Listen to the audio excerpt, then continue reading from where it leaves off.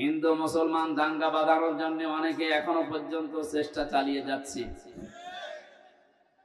ওয়াদানা আনকা বিসরাক আল্লাযী আনকাযা যহরাক, হে নবী আমি কি আপনার পিঠ থেকে বোঝা নামিয়ে দেয়নি যা আপনার পিঠকে বাঁকা করে রেখেছিল? এটা ১৫০০ বছর আগের কথা।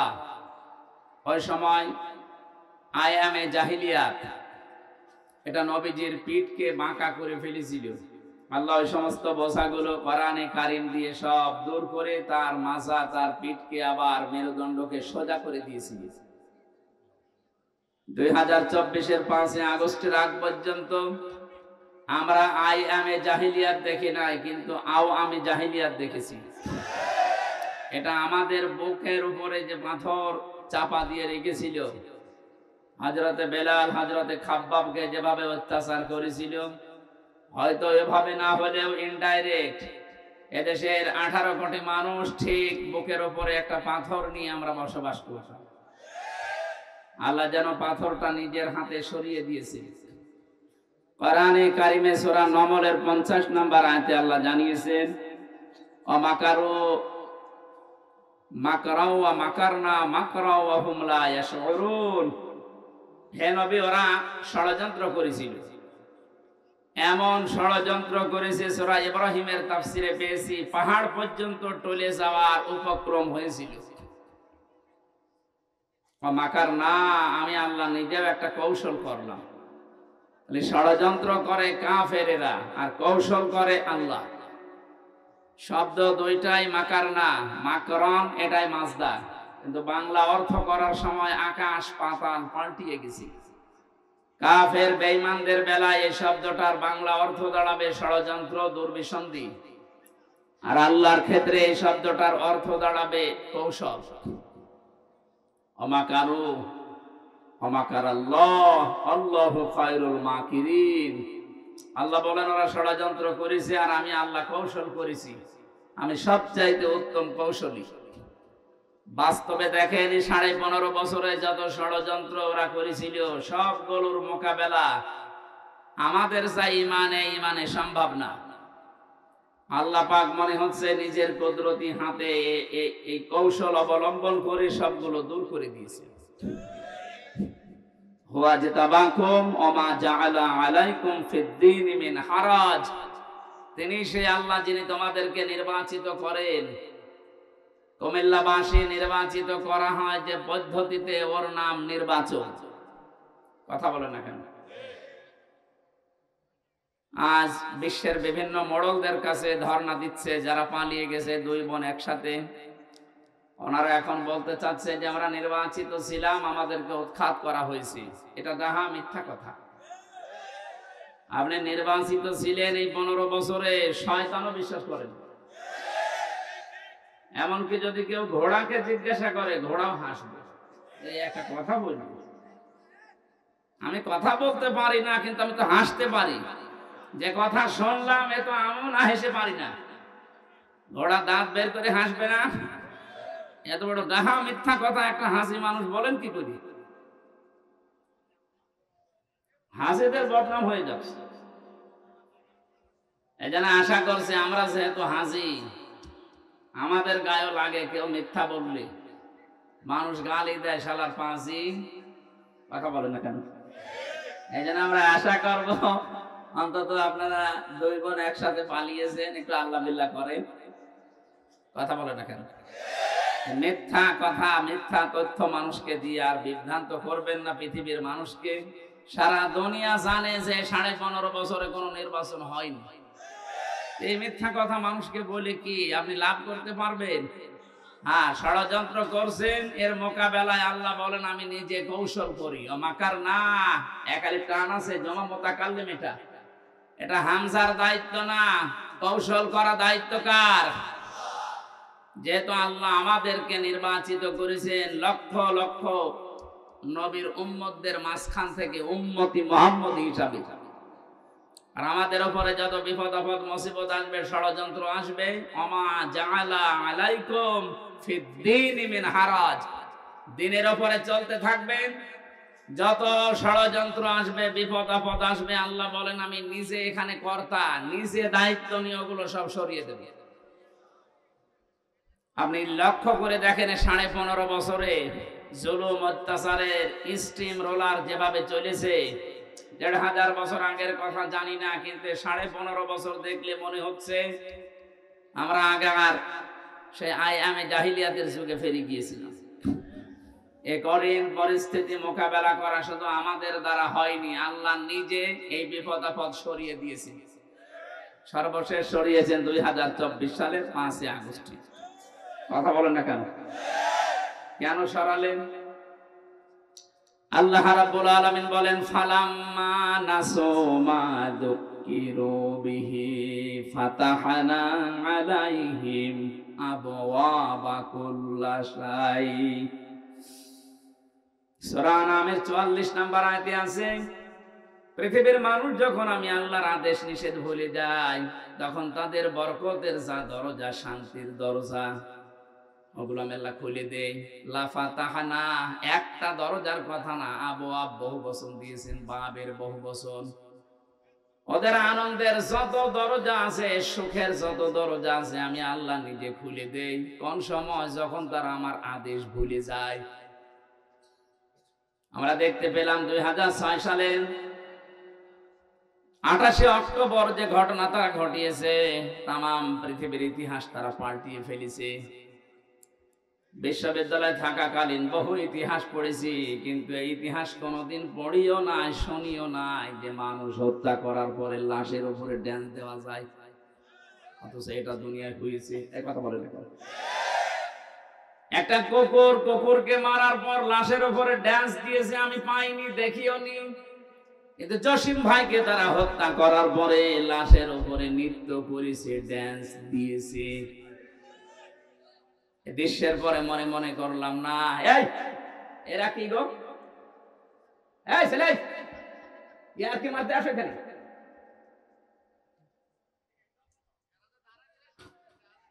এখান থেকে যান যান যান যান, আর বসেন না, বাড়ি চলে যান যান। নিজেও শোনে না, মানুষকে শোনে।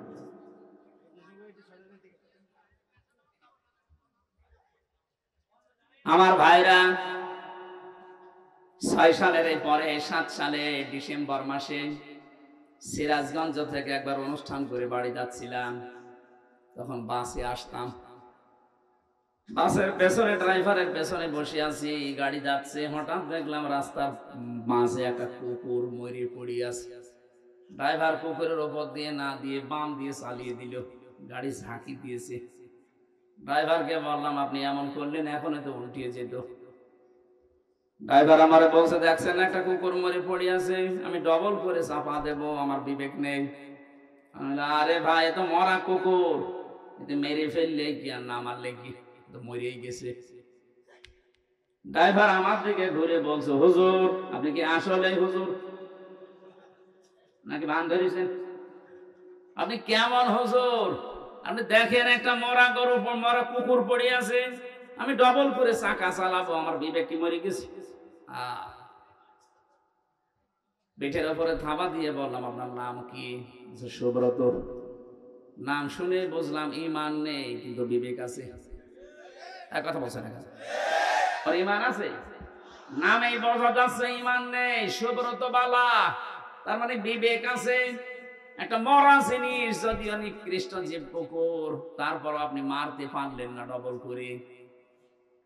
এই পৃথিবীতে আমরা চোখে দেখা গত বছরে জীবিত মানুষকে পিটিয়ে সাপের মতো মেরে ফেলার পরে দেখলাম তার লাশের উপরে ড্যান্স দিচ্ছে। এটাকে মানুষ বলা সম্ভব?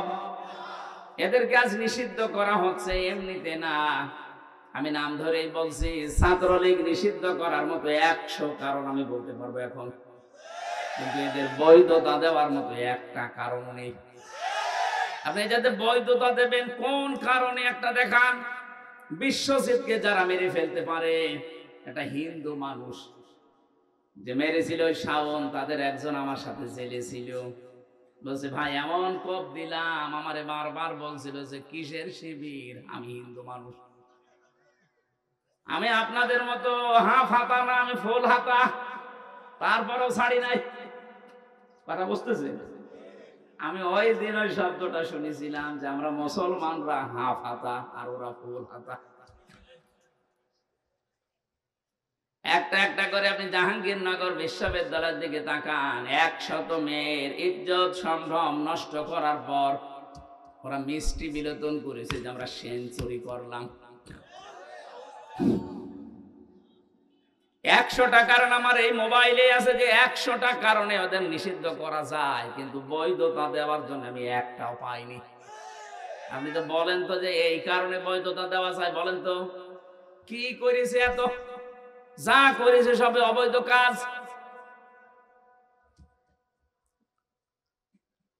আমার যেটা শিক্ষা দেওয়ার বিষয় ছিল, একটা মানুষ 6 সালের ঘটনা যিনি ঘটিয়েছেন, যার নেতৃত্বে সারা দেশ থেকে লোকে বইটা নিয়ে মানুষ গিয়েছে, হুকুমের আসামি হিসাবে তো তার নাম থাকা দরকার। কারণ আমরা এই কুমিল্লা থেকে তো ঢাকায় যেতে চাইনি, আপনার কথা মতোই আমি গেছি। মনে করলাম 6 সালের পরে আল্লাহ মনে হয় সব উল্টিয়ে দেবে, না 2 বছর পরে দেখি না আল্লাহ নিজেই পাল্টিয়ে তাদের হাতে ক্ষমতা দিয়ে দিল, সে যেভাবেই হোক। মনে করলাম 5 বছর গেল যাক, ও আল্লাহ 14 সালে 9 সালে দেখি 14 সালে আবার আল্লাহ তাদেরকে দিয়েছে, 18 সালে দেখলাম আল্লাহ তাদেরকে দিয়েছে, 24 সালেও দেখলাম আল্লাহ তাদেরকে দিল। কোরআনের এই আয়াতের দিকে তাকিয়ে মনে করলাম আল্লাহ মনে হয় এই আয়াতে যা বলেছে ঠিক না। ও আল্লাহ কয়দিন পরে দেখি আল্লাহ তার এই আয়াতের বাস্তবতা একেবারে অক্ষরে অক্ষরে দেখিয়েছে। হাত্তা ইযা ফারিহু বিমা উতু, আমি তাদেরকে যে নিয়ামত দিয়েছিলাম, আমার এই দানকৃত ক্ষমতা বলেন, টাকা পয়সা বলেন, পাওয়ার বলেন, প্রভাব প্রতিপত্তি বলেন, যেগুলো নিয়ে তারা শান্তি শান্তি শান্তি অনুভব করত, আমার এই দানকৃত বস্তু নিয়ে যখন তারা আনন্দে আত্মহারা হয়েছিল, বহু বছর আছে, তারা যখন আনন্দে মেতেছিল, আখাযনাহুম বাগতাতান। এখানে যারা আরবি গ্রামার বসে জিজ্ঞাসা করেন, আখাযনা এক আলিফ টান আছে, এর ফাইল কর্তা সরাসরি আল্লাহ নিজে, হোম দিয়েছেন। এরপরে আল্লাহ পাক বলেন আমি নিজে তাদেরকে ধরলাম বাগতাতান, আকস্মিক ভাবে। ফাইদাহুম মুবলিসুন, ওরা হতাশ হয়ে গেল, নিরাশ হয়ে গেল। আপনি তাকান আয়াতের দিকে, 1500 বছর আগে নাজিল হওয়া, আমার মনে হচ্ছে 2024 সালের 5 আগস্টে 1:30টার সময় নাজিল হয়েছে। 1:30টার সময় আল্লাহ এমন হঠাৎ করে ধরেছে যে দুপুরে খাবার খাবে তাও সময় পায়নি। এর নাম বাগতাতান, আকস্মিক ভাবে ধরা।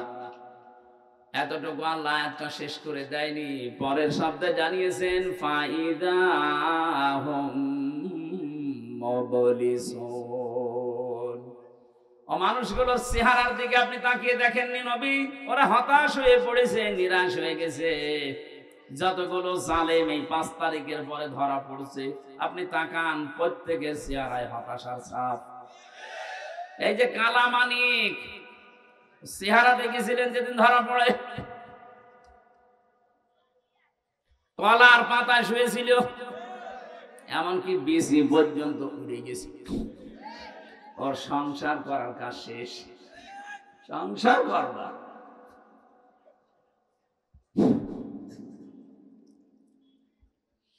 আয়াতের পরের শব্দটা আমার কাছে খুব আশ্চর্য মনে হচ্ছে, ফাকুতিআ দাবিরুল কওমিল্লাযিনা যালামু।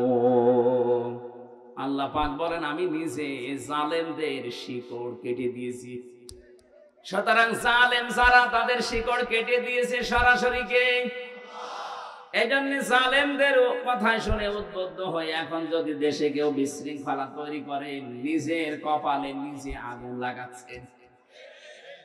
ওদের যদি ক্ষমতায় থাকতো তাহলে পালিয়ে যেত না, যেহেতু ধরেছে সরাসরি আল্লাহ নিজে। ছাত্র জনতা এটা একটা উপলক্ষ।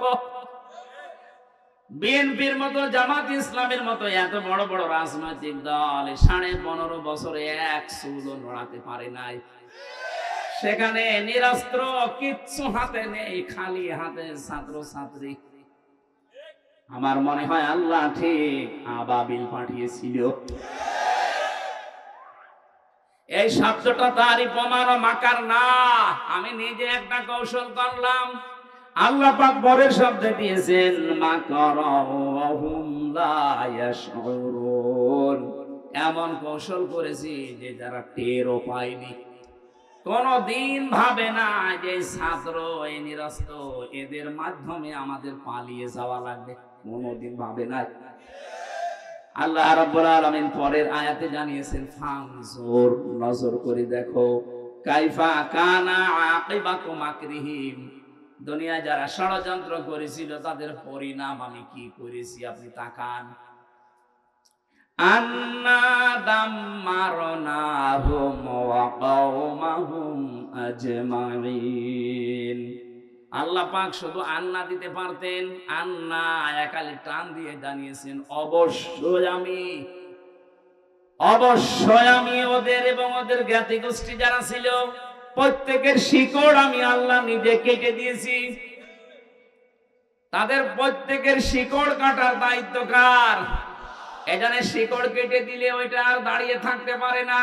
এদেশে জালেমদের ভিত আর নেই, ষড়যন্ত্র যাই করছেন বিভিন্ন ইস্যু নিয়ে একটাও টিকবে না।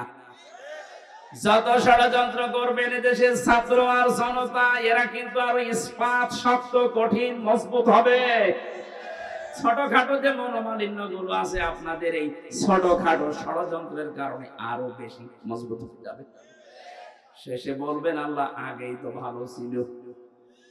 এই জন্য আমার মনে হয় ষড়যন্ত্রের ফাঁদে পা না দেওয়া।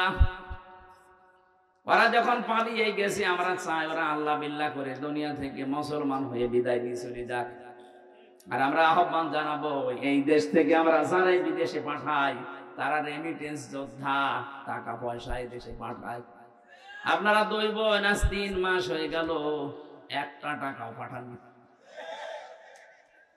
পাঠিয়েছে একটা টাকাও দেয়নি। কি করছেন আপনারা ওখানে? কারো স্বামীর বাড়ি, কারো দুলা ভাইয়ের বাড়ি, অন্তত কিছু দেন। যে ঋণের বোঝা দিয়ে গেলেন এই দেশে, এত ঋণ করেছেন আপনারা এই দেশে, এখন যত টাকা পাচার করেছেন এটা এখন সত্য এই দেশে যে জন্ম নেবে তার মাথার উপরে 1 লাখ টাকার উপরে ঋণ। আহ্বান জানাবো ওখানে বসে বসে ষড়যন্ত্র না করে গটি না চেলে 2 বোন মিলে টাকা পয়সা যেগুলো পাচার হয়েছে পাঠান, আমরা ঋণ পরিশোধ করি। এটা আমরা চাই না, এটা সারা দেশের মানুষই চাই। এজন্য আমি আর নিচে নামলাম না। পরের আয়াতটা শুনলে আপনার আরেকটু ভালো লাগবে, বলবো। আপনি আবার অন্য দিকে নেবেন না, দেখবেন মেলে কিনা। আল্লাহ পাক বলেন ফাতিলকা বুয়ুতুহুম খাবিয়াতাম বিমা যালামু ইন্না ফি যালিকা লাআয়াতান লিকাওমিন ইয়ালামুন। আল্লাহ ফা দিয়ে আয়াত শুরু করলেন। ফাতিলকা এই সেই ঘর, বাইতুন 1 বছর, বুয়ুত বহু বছর, হোম মানে তাদের। আল্লাহ বলেন এই সেই ঘর, এই যে তাকান, এই সেই ঘর। তিনি যেন আঙ্গুলে ভাবে দিয়ে আমাদেরকে দেখাচ্ছেন, হে নবী আপনি দেখতে পান না, এই সেই ঘর। খাবিয়াতান, যেগুলো জনশূন্য করে দিয়েছি, বিমা সালামু, তাদের জুলুমের কারণে। কি জুলুম করেছিল তারা? মাটির নিচে যে আয়না ঘরের কথা বলছিলেন, আমি তো মাত্র 10 দিন ছিলাম, আমি টের পেয়েছি যে মানুষ কত নিকৃষ্ট হতে পারে। ওখানে কত মানুষ 2 বছর, 5 বছর, 8 বছর, 10 বছর, 14 বছর পড়ে আছে, কেউ জানে না। এত বড় বড় নখ হয়ে গেছে, চুল দাড়ি গপ মনে হচ্ছে জঙ্গল থেকে বেরিয়ে আসতেছে।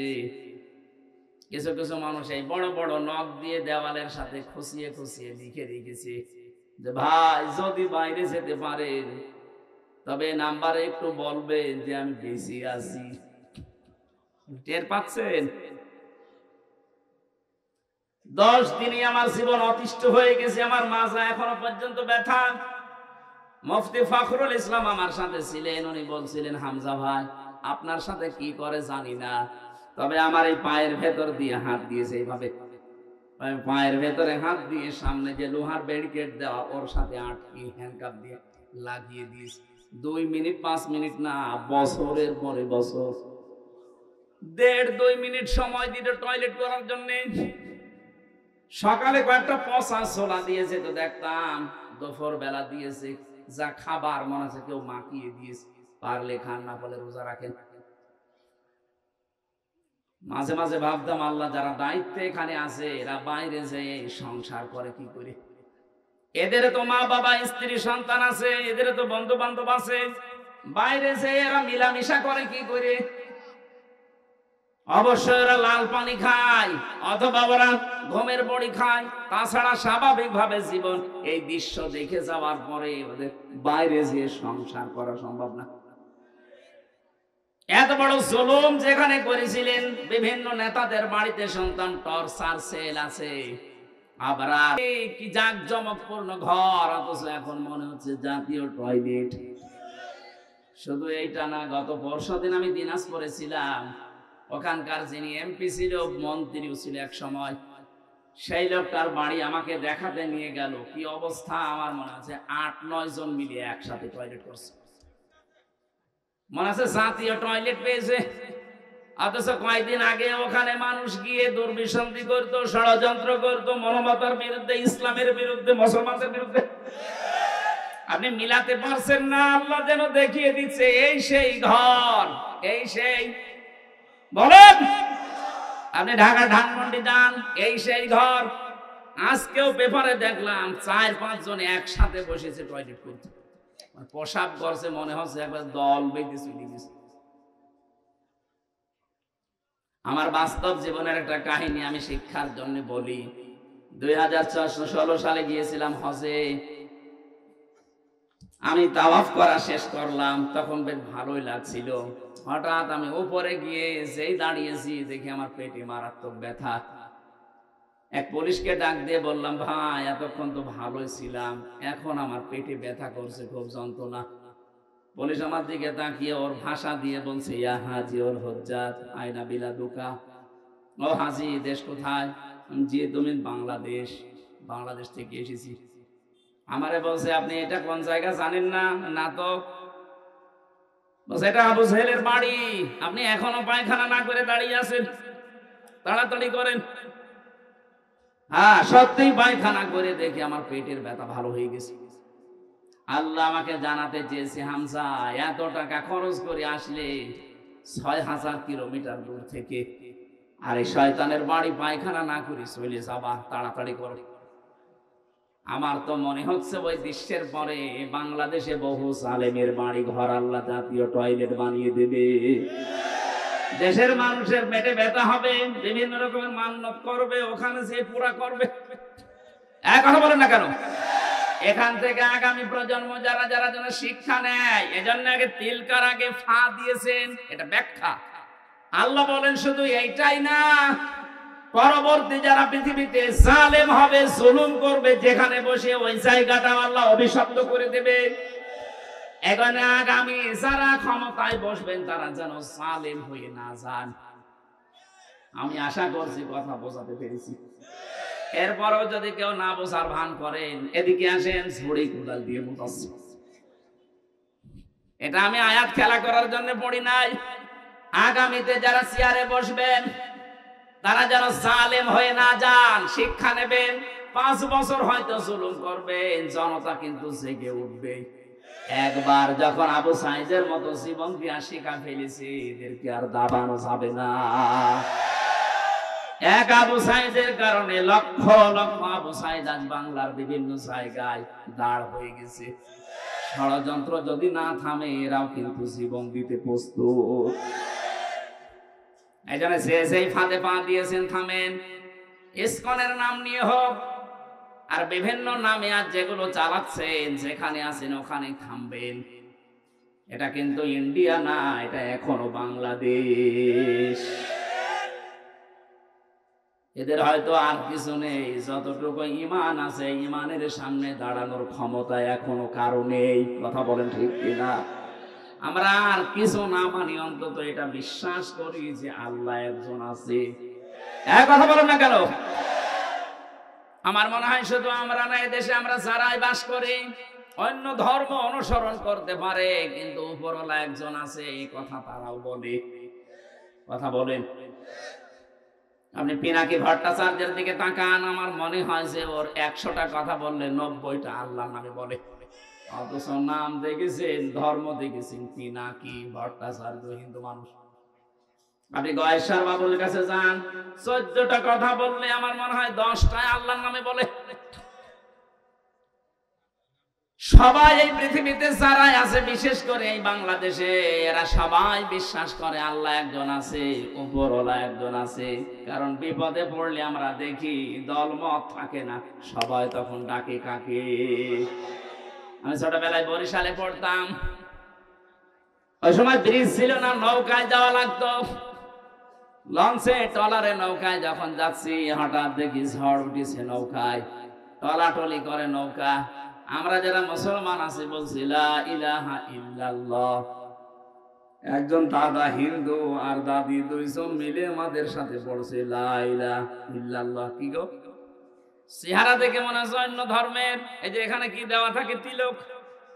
ডাক দিয়ে বললাম, দাদা মুসলমান হয়েছেন কবে? হইনি। কালেমা পড়লেন? যে ঝড় উঠেছে ও কালী দুর্গার কাজ না, আল্লাহ লাগবে। বিপদে পড়লে সবাই ডাকে কাকে? আমরা আজকে শিক্ষা নিয়ে যাওয়া লাগবে। আল্লাহ পাক যদি জালেমদের বাড়ি ঘর জনশূন্য করে দিয়ে টয়লেট বানিয়ে দিতে পারে মাত্র 3 মাসের ব্যবধানে, 3 বছর যেতে দিন, ওই জায়গাতে মানুষ ঘৃণা করেও যাবে না। কারণ জায়গাটা আল্লাহ অভিশপ্ত করে দেয়। যেখানে বসে জালেমরা জুলুমের দুর্বিসন্ধি করে, ওই জায়গাটা আল্লাহ পৃথিবীর মানুষের কাছে ঘৃণিত, নিন্দিত, অভিশপ্ত করে দেয়। আমরা যারা সামনে কোনদিন যদি চেয়ারে কেউ যেতে পারি, আমরা আর যাই করি যেন জনগণের সাথে জুলুম না করি।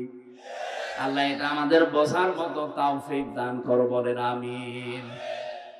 দরুদ আর সালাম পড়ছি মুহাম্মদ রাসূলুল্লাহ সাল্লাল্লাহু আলাইহি ওয়াসাল্লামের প্রতি। যারা আনিত আদর্শ পেয়ে আমরা খুশি না বেজার? বলেন বলেন। এই জামানায় যদি হযরতে মুসা আলাইহিস সালাম আসতেন, হযরতে ঈসা নবী পর্যন্ত আসতেন, আর তারা যদি আমাদের নবী মুহাম্মদ রাসূলুল্লাহকে না মানতেন, বিশ্ব নবী জানিয়ে গেছেন আমি নবুয়ত পাওয়ার পর থেকে কিয়ামত পর্যন্ত যদি মুসা নবী ঈসা নবীও আসে আর আমার আদর্শ বাদ দিয়ে নতুন কিছু মেনে চলে, নবী হওয়ার পর তারা জাহান্নামে। আপনি এই কথার ওজন টের পাচ্ছেন? এত বড় নবী, আল্লাহর সাথে যিনি কথা বলতেন কালিমুল্লাহ, আল্লাহর রূহ বলা হয় হযরতে ঈসা রূহুল্লাহ। এই সমস্ত নবী এখন যদি আসতেন আর মুহাম্মদুর রাসূলুল্লাহর আদর্শ বাদ দিয়ে যদি অন্য কাউকে মেনে চলতেন, তারা পর্যন্ত জাহান্নামী হয়ে যেতেন। তা আপনি যাকে মেনে চলেন, যার আদর্শ মতো চলেন, উনি কি মুহাম্মদুর রাসূলুল্লাহর চাইতেও দামি? আমি ইঙ্গিত দিলাম, জ্ঞানী মানুষ আশা করছে আপনি বুঝে ফিরেছেন। এরপরও যদি কেউ না বোঝার ভান করে থাকেন, আপনার এখানে বসে নবী ওয়াজ করলো আপনার কাজ হবে না।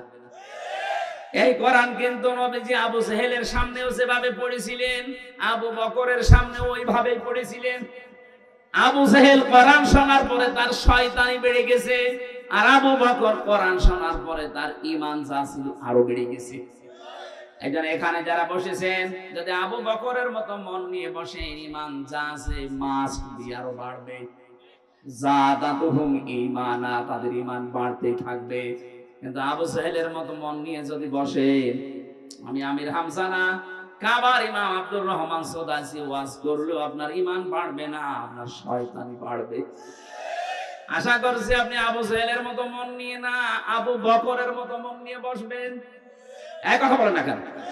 আমার আজকের আলোচনার বিষয় যে জাহান্নামের আয়াত পড়লাম, এমনি পড়ি নাই। পৃথিবীতে যে সেই ধরনের অপরাধ করবে, আল্লাহ পাক তাকে ওই জাহান্নামের দরজা দিয়ে প্রবেশ করাবে। আমি বহুবার এই কুমিল্লাতে এসেছি, বিশেষ করে 3টা বছর তো জালেমের জেলখানায় ছিলাম। এর আগে যতবার এসেছি বহু জায়গায় বলেছিলাম যে জাহান্নাম নিয়ে আমাদের এই দেশে, বিশেষ করে বাংলাদেশ আর ভারত, এই 2টা দেশে একটা ভ্রান্ত তথ্য দেওয়া আছে। আমরা মনে করি জাহান্নাম 7টা, আর জান্নাত 8টা না। জাহান্নামের স্তর বা জান্নাতের স্তর 7টা 8টা হতে পারে, কিন্তু জান্নাত আর জাহান্নাম একটাই। আমি এটা বানিয়ে বলছি না, সূরা নাহাল না হিজর, সূরা হিজরের ভেতরে আছে 14 নাম্বার পারার 3 নাম্বার পৃষ্ঠা 7 নাম্বার লাইনে 43 44 নাম্বার আয়াত। আল্লাহ পাক বলেন লাহা সাবআতু আবওয়াব লিকুল্লি বাবিম মিনহুম জুজউম মাকসুম। এই জাহান্নামের দরজা 7টা। যে যে ধরনের অপরাধ করবে আল্লাহ তাকে দিয়ে সেই দরজা দিয়ে প্রবেশ করিয়ে শাস্তি দেবে। তাহলে জাহান্নাম কয়টা? এই যে প্রাইমারি স্কুল দেখেন, স্কুল তো একটা, ক্লাসরুম 5টা। যে যেই ক্লাসে পড়ে সেই দরজা দিয়ে সে প্রবেশ করে। আপনি ক্লাস 5-এ পড়েন, আপনি 4-এর ক্লাসে এসে বসে থাকবেন, আপনার কোনো লাভ আছে? ক্লাস 2-তে পড়েও কোনোদিন ক্লাস 5-এ এসে বসে থাকলে লাভ আছে না। আপনাকে বসতেও দেবে না, ওখানে ক্লাস করতেও দেবে না, কারণ যে ক্লাসে পড়েন ওই দরজা দিয়ে প্রবেশ করে ওই জায়গায় বসেন। জাহান্নাম একটা, তার স্তর আল্লাহ বানিয়েছেন 7টা। আমরা জানি জান্নাত 8টা স্তর বানিয়েছেন, আমরা মনে করি 8টা না। আল্লাহ পাক জান্নাতের স্তর বানিয়েছেন 100টার উপরে। এই কোরআনে আছে, সবগুলো আমরা জানি না, আমরা মাত্র 8টা জানি। আর জাহান্নাম 7টা না, জাহান্নামও 100টার উপরে স্তর আছে, আমরা 7টা বেশি জানি। যে যেই ধরনের অপরাধ করবে আল্লাহ পাক বলেন তাকে ওই দরজা দিয়ে প্রবেশ করি আমি আল্লাহ শাস্তি দেব। কারণ জাহান্নাম এটা একটা ফাঁদ। এটা কি? পাখি ধরে মানুষ কি দিয়ে? ফাঁদ দিয়ে। বলেন না কেন? সূরা নাবার 21, 22, 23 এই 3টা আয়াতে ওই তথ্যগুলো আছে। তাফসীরুল কোরআন মাহফিল লিখেছেন, আমরা তাফসীর আকারে কথা বলবো ইনশাআল্লাহ।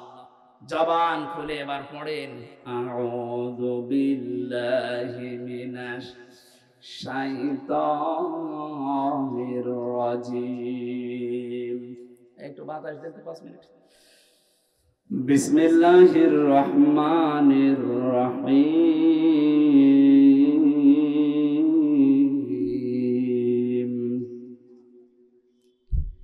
ইন্না জাহান্নামা কানাত মিরসাদা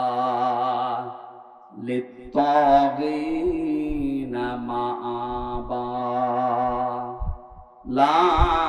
লাবিসিনা ফিহা আহকাবা। সাদাকাল্লাহুল আযীম। সূরা নাবা। নাবা মানে এই আপনারা ঘুমাচ্ছেন, এটা ক্লাস চলছে, 1 ঘন্টার ক্লাস চলছে, ছাত্রের মতো জবাব দেবেন। 1 2 ছেলে মেয়েরা যেখানে জবাব দেয় কি করে? জি বলে এইভাবে বলবেন। যদি বলতে না পারেন যে ক্লাসে আছেন আপনাকে কিন্তু নামিয়ে দেওয়া হবে। এক ছেলে যে কাঁদছিল বাবার কাছে, আব্বা কি হয়েছে? রেজাল্ট দিয়েছে। রেজাল্ট দিয়েছে, কাঁদিস কেন? ফেল করেছিস? কথা বলছে না। যেই থাপ্পড় দিয়েছে বলছে আব্বা ফেল করলে তো একটা কথা ছিল, ছিলাম 5-এ নামিয়ে দিয়েছি 3-তে। কি ছাত্র দেখে, আর পরীক্ষা কি দিয়া দিয়েছে? ফেল করলে তো অন্তত ক্লাসে থাকতে পারত। এমন পরীক্ষা দিয়েছি স্যাররা রাগ করে আমার 2-3 নামিয়ে দিয়েছে। এখনো 5 উঠতে আমার 3 বছর লাগবে। এখানে যারা ক্লাস করছেন আজকে জবাব দেবেন একেবারে 5-এর মতো, যেন অন্তত 6-এ ওঠা যায়। এখন বলে না কেন? হ্যাঁ, এইভাবে জবাব দেবেন। আজকের আলোচনাটা গুরুত্বপূর্ণ এই জন্যে, পৃথিবীতে আমরা যে যেই ধরনের কাজে আছি, অপরাধে আছি, আমলে আছি, এইটা দিয়ে আল্লাহ জাহান্নামের ওই দরজা প্রস্তুত করে রাখবে। কারণ এটা একটা ফাঁদ, আমাদেরকে ধরার জন্য আল্লাহ বানিয়েছেন। আমরা এখন নিজেরাই চিন্তা করবো যে আমাদের জীবনের দিকে একটু তাকাই, আসলে আমি কোন দরজা দিয়ে প্রবেশ করার মতো উপযুক্ত হলাম। যদি হয়ে থাকি তাহলে এই মুহূর্তে রাস্তা বাদ দিয়ে জান্নাতের 100টা স্তর আছে, যে কোনো একটা রাস্তায় আমি দৌড়াবো। কথা বলেন না কেন? আশা করছি আপনি বুঝবেন যদি স্থির থাকেন। আল্লাহ বলেন অবশ্যই জাহান্নাম কানাত মিরসাদা, এটা একটা ফাঁদ, এটা আমি বানিয়েছি। কেন এ ফাঁদ বানালাম কাদের জন্য? লিত্তাগিনা মাবা, এক নম্বরে যারা দুনিয়ায় সীমা লঙ্ঘন করে, দুই নম্বরে এই পৃথিবীর ময়দানে লাবিসিনা ফিহা আহকাবা। প্রথম নাম্বার কারণটা আমরা শেষ করি আগে। সীমা লঙ্ঘন দুনিয়া যারা করবে তাদের স্থায়ী এবং কোনদিন তারা এখান থেকে আর বের হবে না, এইটাই তাদের জায়গা। তাহলে প্রথম নম্বরে জাহান্নামে, এই যে একটা নাম, এটা যে দরজাগুলোর নাম বলছি, জাহান্নাম একটা, লাজা একটা, হতমা একটা, হাবিয়া একটা, সাঈর একটা, সাকার একটা, এরকম 7টা দরজা, মেন দরজা আছে, আর ছোটখাটো দরজা 100টার উপরে। এর প্রথমটায় ভয়ঙ্কর একটা নাম জাহান্নাম। নাম কি বলেন? বলেন। একটা দরজার নাম মনে করেন এটা ক্লাস 5-এর দরজা, এখান দিয়ে আল্লাহ প্রবেশ করাবে। প্রথম নাম্বারে তাদেরকে প্রবেশ করাচ্ছে দুনিয়াতে যারা সীমা লঙ্ঘন করেছেন। সীমা লঙ্ঘন কি? সেই দুনিয়া তৈরির পর থেকে আল্লাহ এটা আমাদেরকে আগে জানিয়েছেন আমাদের আদি পিতা আদমের মাধ্যমে। হযরতে আদম আলাইহিস সালাম জান্নাতের ভেতরে বেশ আরামে ছিলেন, কিন্তু তার মনের ভেতরে একটা অজানা অশান্তি ঘুরপাক খাচ্ছিল। রব্বুল আলামিন এটা টের পেয়ে তার ঘুমন্ত অবস্থায় বাম পাঁজরের একটা হাড় বের করে একটা সুন্দর মহিলাকে আল্লাহ বানিয়ে রাখলেন, নাম দিলেন হাওয়া। হযরতে হাওয়া এত সুন্দরী ছিল, যেহেতু আল্লাহ নিজে হাতে করে তাকে বানিয়েছেন। আল্লাহ পাক বলেন, লাকাদ খালাকনাল ইনসানা ফি আহসানি তাকওয়িম।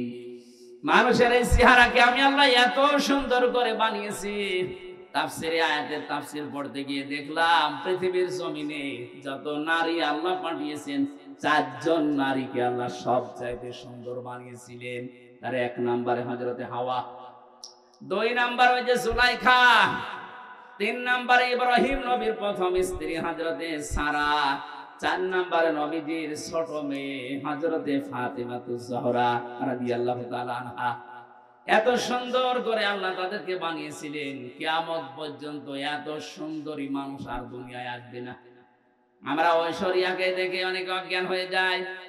হযরতে আদমের স্ত্রী হাওয়া আলাইহিস সালাম, আমাদের আদি মাতা, তাকে দেখলে আপনি না খেয়ে থাকতেন। এজন্য আমাদের আদি পিতা হযরতে আদম ঘুম ভাঙার পরেই তাকে দেখলেন, তাকালেন, ধরতে গেলেন। এটা বিপরীত লিঙ্গের প্রতি একটা আকর্ষণ। এক কথা বলছে, বিপরীত লিঙ্গের প্রতি এটা কি? আরো জোরে বলেন। এটা তৈরি করে দিয়েছে কে? যায়্যানা লিন-নাসি হুব্বুশ শাহাওয়াতি মিনান নিসা। মানুষের কাছে আকর্ষণীয় করে দিয়েছি 9টা জিনিস, তার 1 নম্বরে স্ত্রী, মেয়ে লোক। এই আকর্ষণকে আজ বিকর্ষণে পরিণত করে আজ বাংলাদেশে সমকামিতা আরম্ভ করতে যাচ্ছে, যে মেয়ে লোকে বিয়ে করবে। এটা আজকেও কুষ্টিয়ায় একজন করেছে, পত্রিকায় পেলাম আজকেও কুষ্টিয়ায় একজন করেছে, মহিলা বিয়ে করবে। তারা জিদ ধরেছে, বিয়ে যদি না দেন দুইজনে আত্মহত্যা করব। কোথায় নেমে গেছে এদের রুচি? কয়দিন পরে দেখবেন পুরুষে আন্দোলন করবে যে আমরাও বিয়ে করব। আল্লাহর পুরা সৃষ্টিকে এরা পাল্টে ফেলতে চায়। আল্লাহ পাক বলেন, আদম আলাইহিস সালামের বিপরীত লিঙ্গের প্রতি আমি আল্লাহ একটা আকর্ষণ তৈরি করে দিলাম। এইটাই আমার ফাইনাল চূড়ান্ত সিদ্ধান্ত। কিয়ামত পর্যন্ত বিপরীত লিঙ্গের প্রতি একটা আকর্ষণ আপনার থাকবে। যাদের এই আকর্ষণটা বিকর্ষণে পরিণত হয়ে বিপরীত লিঙ্গের দিকে যেতে চাই না, সমলিঙ্গের দিকে যেতে চান, আপনি বুঝবেন আপনি আর মানুষ নেই, আপনি জানোয়ার। পৃথিবীর জানোয়ারও এত নিচে নামে না। এক কথা বলেন না কেন? সুতরাং সমকামিতা যারা প্রমোট করছেন, আজ বাংলাদেশে মানবাধিকারের অফিস বানানোর নাম করে সমকামিতার অফিস বানাতে ঢাকায় আন্দোলন চলছে। সে যে দেশ হোক না কেন, আপনাদের দেশে আপনারা চালান। এই দেশে 96% মুসলমান। আল্লাহর এই নিষিদ্ধ কাজ একজন জীবিত থাকতে আমরা হতে দেব না। এক কথা বলুন, নিষিদ্ধ কাজ জারি হয়ে গেলে আল্লাহর গজব পড়বে। লূত আলাইহিস সালামের জামানায় যেমন গজব দিয়ে আল্লাহ ঝড় টানে ওই সাগরকে ডেড সি বানিয়ে দিয়েছেন, মৃত সাগর। এই শুধু এই পুরুষে পুরুষে জেনা করার কারণে।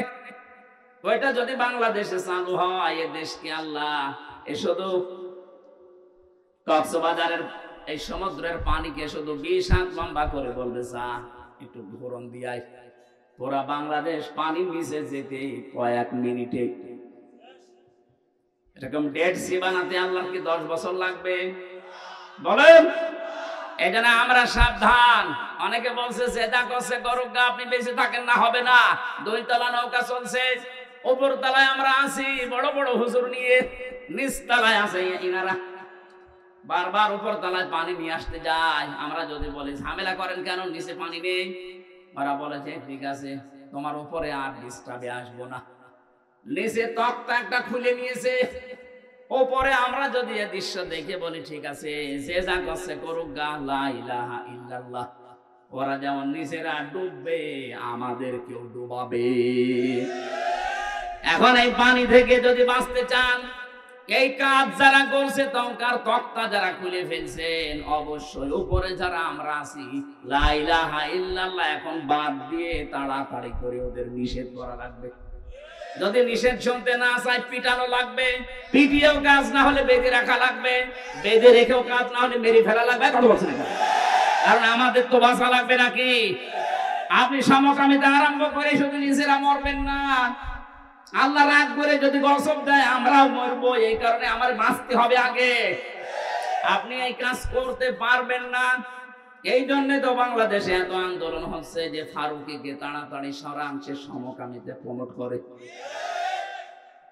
আমরা ফারুকের বিরুদ্ধে না, কিন্তু তার এই নিকৃষ্ট কাজের বিরুদ্ধে। সে যে সিনেমা গুলো বানিয়েছে, ব্যাচেলর, 60% সিঙ্গুলার নাম্বার, একটাতেও মুসলমানের কোনো উপকার হয় দেখান, শুধু চরিত্র ধ্বংস করা আর পরকীয়া প্রেম কি করে করা যায় সেইটা শিখিয়েছে। এখন প্রশ্ন আসতে পারে হুজুর আপনি কয়দিন দেখেছেন, আমার দেখা লাগে না। এগুলো স্ক্রিপ্ট দেখলেই বোঝা যায় যে এর ভেতরে আছে কি। নিজের স্ত্রীকে দিয়ে যারা সমকামিতার এই প্রমোট করে, বিশেষ করে যে ব্যাচেলর, এই সিনেমাতে যে মানুষগুলো অভিনয় করেছে তাকান, এই মানুষগুলো নিজের স্বামীকে বাদ দিয়ে কি করে পরকীয়া প্রেম করা লাগে এই শিক্ষা জাতিকে দিচ্ছে। এমনি জাতিকে ধরে রাখা সম্ভব হচ্ছে না।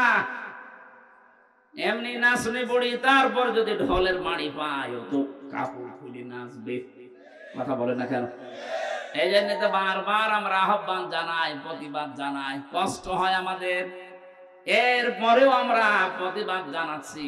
আপনি অপরাধ করে নিচে মরবেন না, আমারে নিয়ে মারাবেন। কথা বলেন ঠিক কি না? আমরা আমাদের নিজেদের বাঁচার তাকিদে হলে ওই প্রতিবাদ করছি। সুতরাং আজ যারা সমলিঙ্গের প্রতি আকর্ষণ, আপনি আর মানুষ নেই, আপনি জেনে রাখেন আপনি জানোয়ার। বলেন, কোন জানোয়ার মারা গেলে জানাজা হয়, কবরে দেওয়া হয়। আপনি জানোয়ার মারা গেলে আপনারও জানাজা নাই, কবর নেই। মুসলমানদের কবরে আপনার জায়গা নেই। হয় আপনাকে আমরা পুড়িয়ে ফেলবো, নাই নদীতে ভাসিয়ে দেব। জানি যাদের কপালে হেদায়েত নেই, এত কড়া কথা বলার পর এই শালাদের কাজ হবে না। এই মিডিয়া, এই শালাদের বললাম, এটা আবার দিয়ে দিও না। এটা বলার মতো মুখ দিয়ে চলে এসেছে, দেখবেন এইটা কালিয়ে দেবে যে এই শব্দ হুজুর বলেছে, এখন কি করবেন? হযরত আদম আলাইহিস সালাম যখন ধরতে গেছেন, আল্লাহ বলেন তাকানো যাবে না, ধরা যাবে না। হযরত আদম আলাইহিস সালাম বলেছিলেন আল্লাহ তাকানো যাবে, ধরা যাবে, কোন বুদ্ধি আছে ওইটা বলেন। আল্লাহ পাক বলেন বুদ্ধি একটা আছে, বিয়ে করা লাগবে। হযরত আদম বলছে আল্লাহ আমি আগেই রাজি।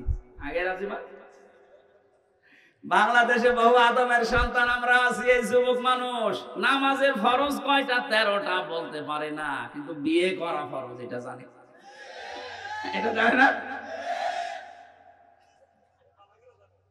আল্লাহ রাব্বুল আলামিন বলেন বিয়ে করতে রাজি হও, দেন মোহর কই? দেন মোহর নেই। দেন মোহর নেই, বিয়ে করার শখ আসে থেকে। তার মানে এই আয়াত থেকে বোঝা যায় বিয়ে করার আগে আপনার দেন মোহর জোগাড় করা লাগবে।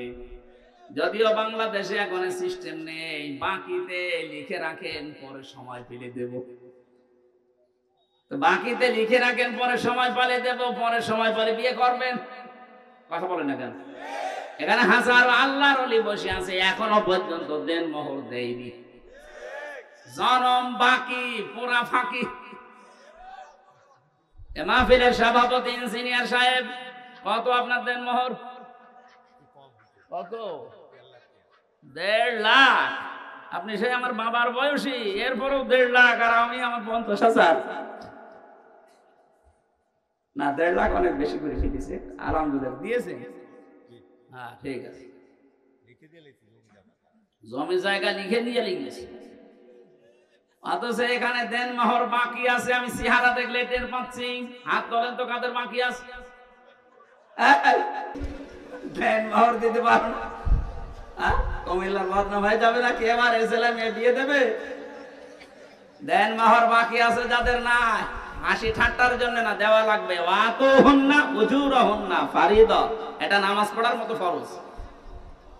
কি কথা বললেন না? আর একটা নিয়ম বাংলাদেশ থেকে দূর করা লাগবে। আজ যারা 150, 200, 250 বরযাত্রী নিয়ে মেয়ের বাড়িতে খেতে যান, এটা ছোট লোকি কারবার, জায়েজ নেই এটা। আপনি অলিমা করবেন, নিজের বিয়ের অলিমা নিজে করবেন, মেয়ের পক্ষের আরো 50, 100, 200 জন, আর আপনার নিজের আত্মীয় আরো 200, 500 লোক নিজের বাড়িতে খাওয়াবেন। কিসের বরযাত্রী যাচ্ছে? বাবার যেটা কুসন্তান, ওটা বরযাত্রী যায়। আপনি কি কুসন্তান? আজকে নিয়ত করেন জীবন আর কোনো বরযাত্রী যাবো না। বিয়ে হয় হোক না হয় না হোক, বিয়ে করলে দরকার হয় বাবাকে বলবেন যে আমি অনুষ্ঠান করবো আমার বাড়িতে, মেয়ের বাড়ির আরো 50 জন নিয়ে এসে খাওয়াবেন। 18, 20 বছর, 22 বছর এত কষ্ট করে এই মেয়েটা মানুষ করে আপনাকে দিচ্ছে, ওই মেয়েটার কোনো লাভ ওর মেয়ের আর মা আর বাবা পায় না, সব লাভ আপনার। এই কথা বলছেন এখন? আপনার সন্তান তার ধারণ করা লাগে, আপনার বংশ বৃদ্ধি করা লাগে, খেদমত করা লাগে, সারা জীবন আপনার বাড়ি থাকা লাগে। অথচ মেয়েটা মানুষ করে দিলেও তার কি লাভ আছে? কোনো লাভ নেই। খালি 18, 20 বছর, 22 বছর ওর পেছনে বিনা কারণে শ্রম দিয়েছে আর খরচ করেছে। আমি বারবার এটা বলছি কারণ আমার 3টা মেয়ে, কোনো ছেলে নেই। আমার তো বাঁচা লাগবে নাকি? না ভাই, এটা মাসলা, আপনি মেনে নেন, অন্তত আমাকেও বাঁচান। আমার ছেলে 3টা হলে আমি মাসলা বলতাম না, মনে হয় না। এই নিয়ম বাংলাদেশে যেহেতু আছে, কুমিল্লা ছেলে আছে কিনা জানি না, বরযাত্রী যান, এটা পাল্টাবেন। মেয়ের বাড়ি থেকে আরো 100-150 মানুষ নিয়ে আসবেন, নিজের পক্ষ থেকে আরো 150, 300 মানুষ খাওয়াবেন নিজের বাবার টাকা খরচ করে। কিসের বরযাত্রী যাচ্ছেন আপনি? হযরত আদম বলেছিলেন, আল্লাহ আমার অর্থ নেই, আমি দেন মোহর দেব দিকে। আল্লাহ তাকে শিখিয়েছিলেন, আমার নবী মুহাম্মদ রাসূলুল্লাহর উপরে 10 বার দরুদ শরীফ পড়ো। বিয়েটা হয়ে গেল, জিবরাইল নিজে কাজী হয়ে বিয়ে পড়িয়েছেন। বিয়ে শেষ করার পরে এবার আমি এই শব্দটা বলার জন্য আসলাম। আল্লাহ রাব্বুল আলামিন ডাক দিলেন আদমকে, অকুলনা ইয়া আদম উসকুন আনতা ওয়া যাওজুকাল জান্নাতা ওয়াকুলা মিনহা রাগাদান হাইসু শি'তুমা। কয়েকটা মাসলা এখান থেকে আসবে, খুব ভালোভাবে শুনবে। আল্লাহ পাক বলেন, আদম বিয়ে হয়ে গেছে, বউ নিয়ে চলে যাও বাড়িতে। জান্নাত হযরত আদমের বাড়ি আর আমাদের বাবার বাড়ি। কথা বলেন না কেন?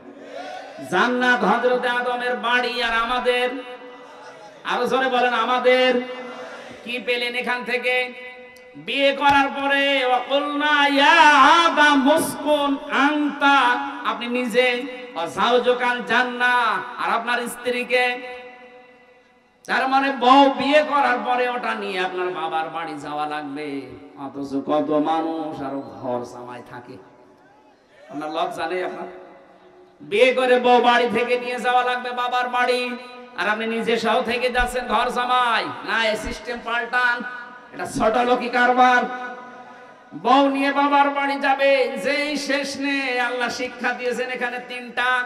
অকুলা, যারা আরবি গ্রামার বসে জিজ্ঞাসা করেন, আল্লাহ কিন্তু আংতা অকুলা দিতে পারতেন, একবারেই দ্বিবচন দিয়েছেন যে নিজের বাড়িতে বউ নিয়ে যাওয়ার পরে নিজে মরণের খাওয়া খাবা, এরপরে বউকে খাওয়াবা না। একবারে কোলা, দ্বিবচন কেন দিলেন? আজ বাংলাদেশে নারী পক্ষ, নারী স্বাধীনতা আন্দোলন, নারী বিপ্লব পরিষদ, নারী মুক্তি পরিষদ 13টা সংগঠন কাজ করছে মেয়েদের অধিকার আদায়ের জন্য। অথচ আল্লাহ যে অধিকার মেয়েদের দিয়েছে, কিয়ামত পর্যন্ত পৃথিবীর কেউ এই অধিকার দিতে পারবে না। আল্লাহ পাক কি সমতা দিয়েছেন দেখেছেন? কোলা আদম নিজে খাবে, তারপরে বউ খাবে, হবে না।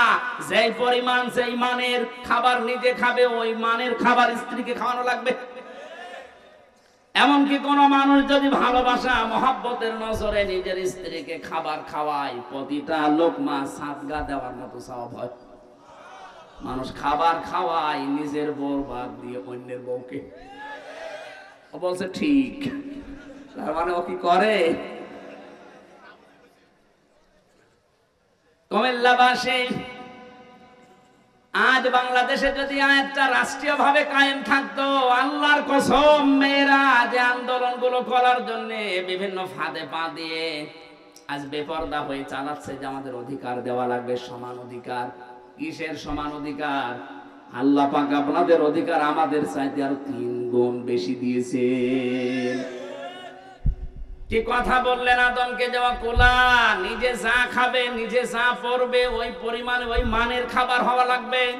আপনি নিজে খাচ্ছেন বিরিয়ানি, বউকে খাওয়াবেন খিচুড়ি, হবে না। ওই মানের খাবার তাকে দেওয়া লাগবে, নাইতো আপনি কিয়ামতে জালেম হয়ে উঠবেন। এই জন্য তো 2টা 3টা 4টা যাদের বউ, তারা যাতে ইনসাফ করতে না পারে, এই কারণেই তারা জাহান্নামে হয়ে যাবে। আল্লাহ 2টা 3টা 4টা বিয়ের কথা বলেছেন ঠিক, কিন্তু শেষে এসে বলেছেন যদি ইনসাফ করতে না পারো, যদি ভয় হয়, আশঙ্কা হয়, যে এক বউ নিয়ে সন্তুষ্ট থাকো।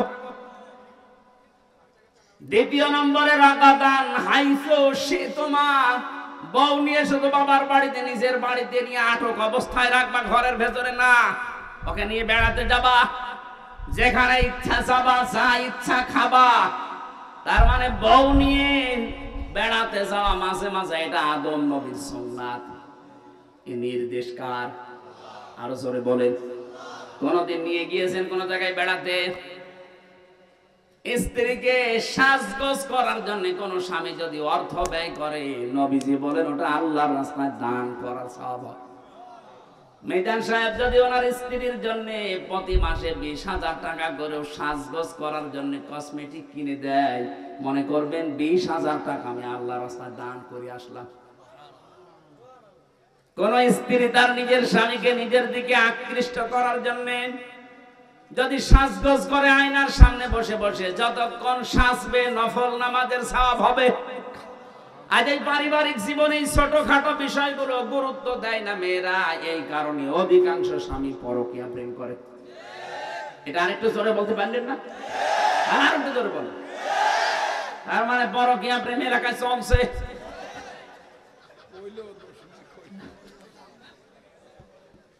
না, সম্মানিত মা বোন, আমি দেখলাম হাজারো মেয়েরা আপনার এই ছোটখাটো একটু ব্যবহারের কারণে হাজারো স্বামী আজ অন্য জায়গায় লাইন করতে বাধ্য হচ্ছে।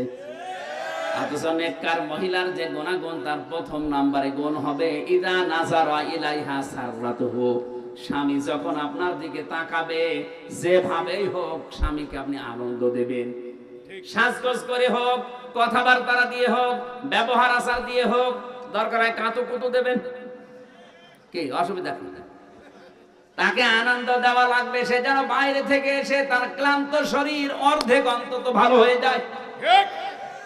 হযরতে খাদিজাতুল কুবরার জন্য আল্লাহ জান্নাতে একটা আলাদা ঘর বানাবেন, যে ঘরের ভেতরে কোনো নয়েজ নেই, কোনো আওয়াজ নেই, কোলাহল মুক্ত। কেন? কারণ নবীজি বাইরে থেকে যখনই আসতেন, ঘরে প্রবেশ করার পর একটা শান্ত, স্বচ্ছ, নির্মল, একটা নিরাপদ জায়গা তার জন্য হযরতে খাদিজা ব্যবস্থা করে রেখেছিলেন। আল্লাহ এত খুশি হয়েছিল স্বামীর প্রতি আচরণে, খাদিজার জন্য আল্লাহ নিজে একটা ঘর আলাদা বানিয়ে রাখবে, যেখানে কোনো আওয়াজ থাকবে না। আর স্বামীর জন্য নিজের ঘরটাকে যদি নয়েজ মুক্ত, আওয়াজ মুক্ত রাখতে পারেন, টেনশন মুক্ত, ওই ঘরটার জন্য জান্নাতে আপনার একটা ঘর আল্লাহ আলাদা বানিয়ে দেবেন। 2 নম্বরে কাজ হচ্ছে ইজা গাবা আনহা হাফিজাতুহু। স্বামী যখন বাইরে যাবে, নেককার স্ত্রীর গুণাবলী এইটা, সে তার নিজের ইজ্জত, তার সম্ভ্রম, স্বামীর সম্পদ, স্বামীর সন্তান, এগুলো সে হেফাজত করে রাখবে। অধিকাংশ মেয়েদের ভেতরে গুণগুলো আজ নেই। ওরা নামাজ পড়ে, রোজা রাখে, দান সাদগাও করে, হজও করে এসেছে, অথচ স্বামী বাইরে গেলে মনে হচ্ছে দিন পেয়েছে। এমন এমন মানুষকে মোবাইলে কথা বলে, অথচ মেয়েরা মোবাইলে কথা বলবে কোন ফোর্সে, কোন আওয়াজে, সে আওয়াজ পর্যন্ত আল্লাহ কোরআনে দিয়েছেন। সূরা আহজাব 22 নাম্বার পারা, প্রথম নাম্বার পৃষ্ঠা, 3 নাম্বার লাইনের 32 নাম্বার আয়াত। এটা তাফসীরে খাজানের ভেতরে আছে। আল্লাহ পাক বলেন, ইয়া নিসান নবী লাস্তুন্না কা আহাদিম মিনান নিসাই ইন ইত্তাকাইতুন্না ফালা তাখদানা বিল কওলি ফায়াতমাআল্লাযী ফী কলবিহি মারাদুন ওয়া কুলনা কাওলাম মা'রুফা। তাফসীরে খাজের বাড়ি দিয়ে যদি দেখেন সূরা আহজাবের 32 নম্বর আয়াত, এখানে কয়েকটা তথ্য আছে। আল্লাহ বলেন, হে নবীর স্ত্রীরা, যদিও নবীর স্ত্রীরা উম্মতের জন্য মা, উম্মতের জন্য কি, মায়ের প্রতি কেউ যত খারাপ ছেলে হোক খারাপ ধারণা করে, বলেন বলেন, অথচ সেই মায়ের নাম দিয়ে বললেন, হে নবীর স্ত্রীরা, যদি কারোর সাথে কথা বলতে হয় পর্দার আড়াল থেকে, হেজাবের বাইরে থেকে, এখন আর পর্দার আড়ালে হেজাবের বাইরে না, এখন হচ্ছে মোবাইল ফোন, ফ্যাক্স, এই কথা বলে না। যদি আপনি মোবাইলে কারোর সাথে কথা বলতে চান, কথা বলবেন সত্য কথা, মিথ্যা কথা বলা যাবে না। অথচ আজ মোবাইলটা হয়ে গেছে মিথ্যা কথা বলার যন্ত্র।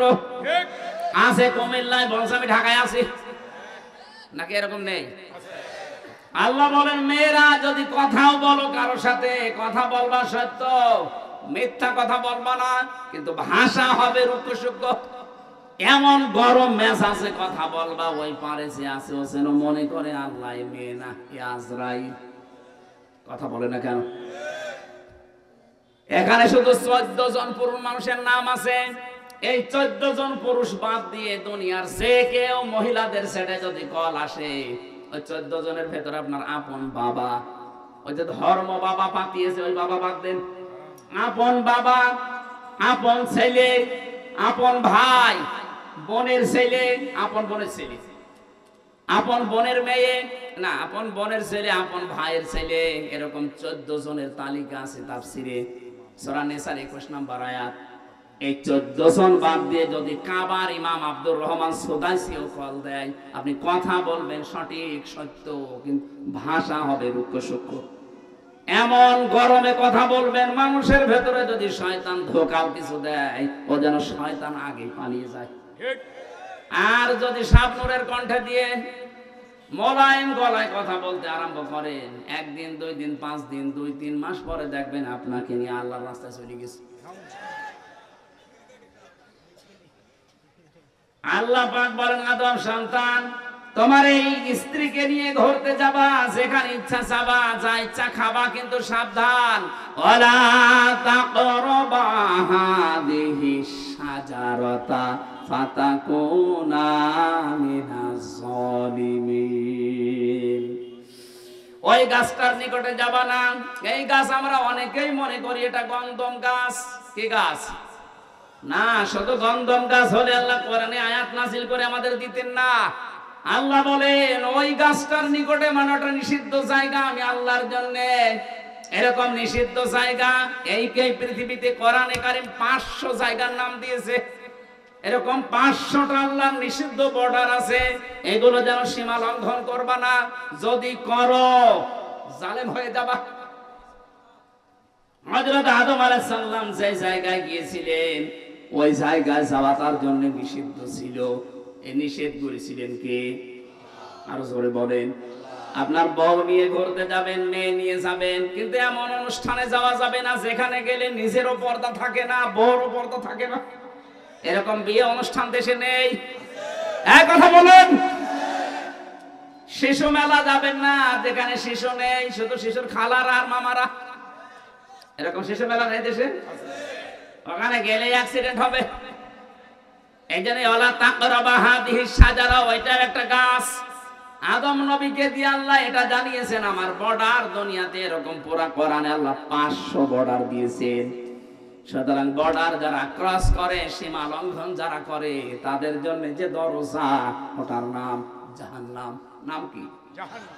আরো জোরে বলেন জাহান্নাম। 2 নাম্বারটা বড় কঠিন জায়গা। আল্লাহ বলেন জাহান্নামে গেলে মা বা ওদের আশ্রয়স্থল হবে ওইটা, লাবিফিনা ফিহা হাকাবা, ওই মানুষগুলো চিরস্থায়ী ভাবে থাকবে ওখানে। আজ বাংলাদেশে অনেকে কি প্রচার করেছে আমি জানি না, অনেকে মনে করেন যে আমি জাহান্নামে যাবো 2-5 দিন, 1 বছর 5 বছর পরে বের হয়ে চলে আসবো। কি আর শাস্তি হবে, যা হয় হোক, বের হওয়ার সময় তো আবার হাউজে কাউসার থেকে গোসল করে আবার আগের হামজা হয়ে যাব। আপনি কি এটা দুনিয়ার জেলখানা পেয়েছেন নাকি? আমি 3 বছর আগে 64 কেজি হয়ে ঢুকেছিলাম, 3 বছর পরে আমার 10 কেজি ওজন কমে গেছে, তা তো ভালোই ছিলাম। আর জাহান্নামের ভেতরে আল্লাহ বর্ণনা দিয়েছেন, কাল্লা ইন্নাহা লাযা নাযাআতাল লিশাওয়া, কখনোই না, তাদেরকে আমি লাজা দিয়ে প্রবেশ করাবো। এটা আবার আরেকটা দরজার নাম। এই লাজা যাদেরকে দেব, সঙ্গে সঙ্গে প্রবেশ করলে চামড়া আগেই খসে যাবে। কি ভয়ঙ্কর জায়গা দেখেছেন? এই দরজা দিয়ে প্রবেশ করতে দেরি, চামড়া খসতে দেরি হবে না। জাহান্নামের লাজা নামে যে দরজা আল্লাহ বানিয়েছেন, এই লাজায় আল্লাহ তাদেরকে প্রবেশ করাবেন। এখানে শাস্তি হচ্ছে ঢুকলে আগে চামড়া খসে যায়। আমি তো 3 বছরে 10 কেজি কমে গেছে। আমি বের হওয়ার সময় 54 কেজি ছিলাম, প্রবেশ করার সময় 64 কেজি ছিলাম। 3 বছরে আমার খাওয়া দাওয়া দেওয়ার পর 10 কেজি কমে গেছে। আর জাহান্নামে লাজায় দেওয়ার সঙ্গে সঙ্গে মানুষের চামড়া আগে খসে যাবে। আল্লাহ পাক বলেন এখানে ডাকবে কাদেরকে জানো? কারা এই দরজা দিয়ে প্রবেশ করবে? তাদউ মান আদবারা ওয়া তাওয়াল্লা ওয়া জামাআ ফাআওয়া। পৃথিবীর ময়দানে যাদেরকে সত্যের দিকে আহ্বান করা হয়, কিন্তু তারা উল্টো মুখ ফিরিয়ে চলে যায়। আর বাংলাদেশে এই প্রকার মানুষ বেশি। ঠিক। সত্যের দিকে আহ্বান করা হচ্ছে আল্লাহর কোরআন দিয়ে, নবীর হাদিস দিয়ে। আমি তো মন মতো কথা বলছি না, সবে দলিল দিয়ে বলছি। এগুলো শোনার পরেও যারা এবার টান করে মুখ ফিরিয়ে চলে যায়, বাদ দে। এই কথা যারা বলে, মানুষগুলো জান্নাতে যাওয়া ওই রকম অসম্ভব, সোসের ছিদ্র দিয়ে উঠ যাওয়া যেরকম অসম্ভব। আমাদের আচরণ চরিত্র যেন এরকম আবার না হয়ে যায়। না বলছে বলুক, ওরকম বলেই থাকে না। আমি আর কি মারার জন্য বলছি না।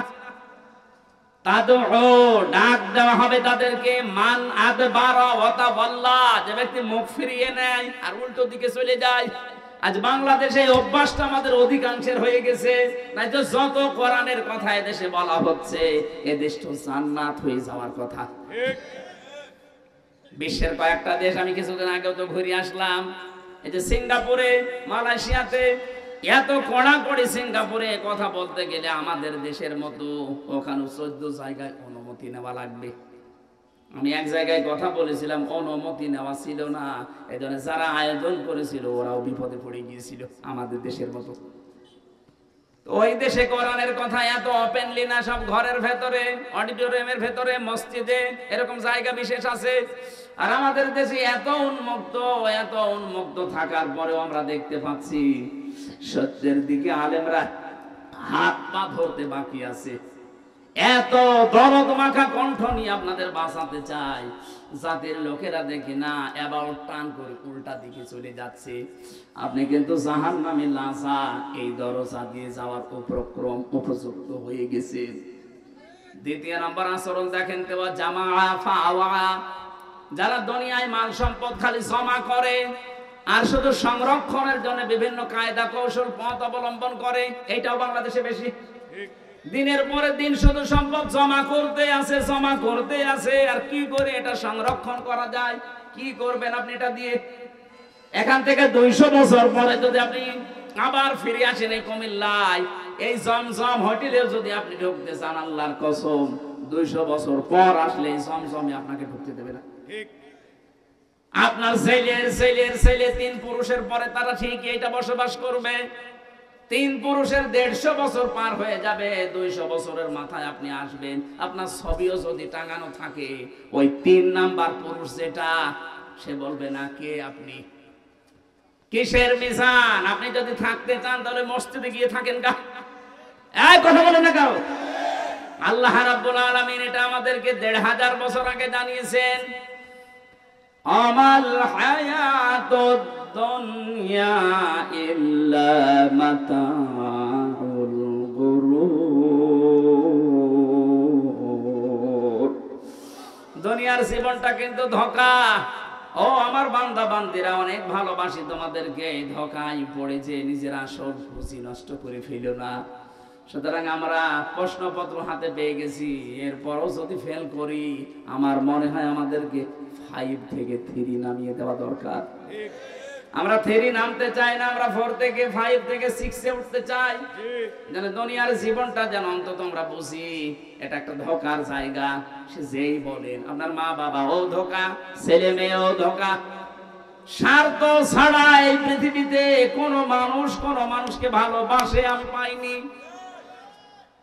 এই জন্য ধোঁকায় পড়ে যেন আমার আসল পুঁজি আমি নষ্ট করে না ফেলি। যাই করব আমার আখেরাতের পুঁজি যেন ঠিক থাকে। কথা বলে না কেন? আজ হারাম উপায় করেছেন যারা, একটা হারামকেও আল্লাহ স্থায়িত্ব দেয়নি। কোরআনে কারিমে আল্লাহ জানিয়েছেন, ইয়ামহাকুল্লাহুর রিবা ওয়া ইউরবিস সাদাকাত। পৃথিবীতে যারা হারাম ইনকাম করবে, সুদ দিয়ে, মানুষকে ধোঁকা দিয়ে বোকা বানিয়ে যারা উপায় করে, এগুলো আমি আল্লাহ ধ্বংস করি। এর বাস্তব প্রমাণ এই দরবেশ কত কোটি কোটি টাকা আত্মসাৎ করেছে আপনি দেখেন। 36,000 কোটি টাকা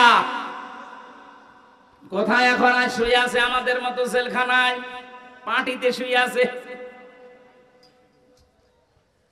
বাস্তবতা এইটাই। কি হয়েছে এখন? যদি সে মারা যায়, বলেন তো, বাংলাদেশে 1 নাম্বার ধনের তালিকায় তার নাম ছিল, কি হলো এগুলো দিয়ে? পুরাটাই আল্লাহ ধ্বংস করে ফেলেছে। আগস্টের 5 তারিখে দেখেছেন কত গাড়ি, 5 কোটি 8 কোটি 12 কোটি টাকার গাড়ি রাস্তায় পড়ে আছে, মালিক নেই। হারাম ইনকাম করলে আল্লাহ স্থায়িত্ব দেয় না, ওটা আল্লাহ ধ্বংস করে দেয়। কিন্তু বৈধ জিনিসের কোনো ক্ষয় নেই, যতটুকুই হোক আল্লাহ পাক নিজে বলেন আমি এটা বৃদ্ধি করতে থাকি। যেন হারাম থেকে বেশি হালাল ইনকামের দিকে যতটুকু সম্পদ রেখে যান যেন জায়েজ থাকে। আপনি একেবারে পাহাড় পরিমাণ তৈরি করে গেলেন, যদি ওটা সংরক্ষণের লাইন রাস্তা সব ক্লিয়ার করেও রেখে যান, 200 বছর তালিকা দিয়েছিলাম, 200 বছরও লাগবে না, 100 বছর পরে আসলেও আপনাকে আপনার নিজের ঘরে আর উঠতে দেবে না। আল্লাহ এই জীবন সম্পর্কে ভালোভাবে অনুধাবন করার তৌফিক আমাদেরকে দাও, বলেন আমিন। আমি জেলখানায় যে সমস্ত বইগুলো লিখেছিলাম তার ভেতরে এটা একটাই, 4-5 দিন আগে এটা পাবলিশ হয়েছে, সৃষ্টি জগৎ নিয়ে লেখা। যারা আছেন নিয়ে যাবেন, যাওয়ার সময় অনেক তথ্য হয়েছে। ওই সময় তো আর আমি রেফারেন্স পাইনি, বাইরে এসে এগুলো রেফারেন্স দিয়ে পাবলিশ করেছি। স্টেজে আছে, যাওয়ার সময় এখান থেকে নিয়েছেন, কাজে লাগবে না। 1 ঘন্টা 20 মিনিট হয়ে গেছে।